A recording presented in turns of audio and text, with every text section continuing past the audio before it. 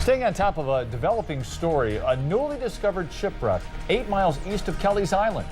Coast Guard says it appears to be leaking an unknown solvent into the lake. 13 ABC's Ross Ellett talked with the man who made the discovery and has been in contact with the Coast Guard throughout the day. Ross.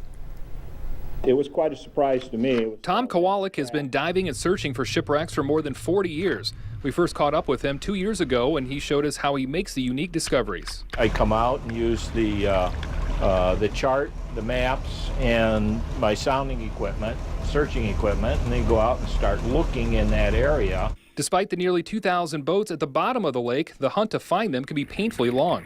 But on August 28th, one of the biggest discoveries was made. We've been out about 7 or 8 hours at that point, and I was almost to the end of my track, and I was getting ready to call it a day, and I saw this image come up on the side scan. The image showed the mighty Argo that was taken down with 50-mile-per-hour winds and 15-foot waves.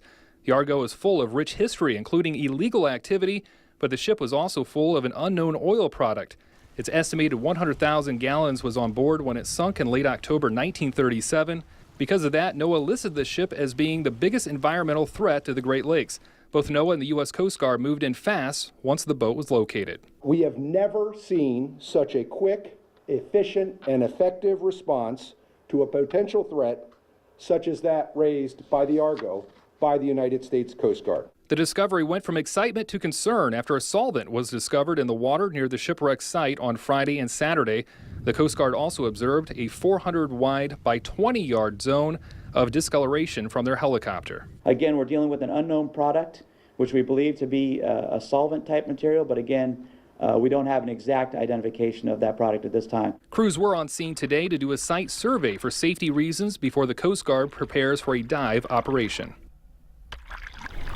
I just got off the phone with the Coast Guard, and they tell me that for today they have not detected that oily substance here in the water since Saturday. So a couple days where they haven't had that. The dive team is preparing to go down to the shipwreck for tomorrow to patch up any potential leaks and to figure out exactly what is on board.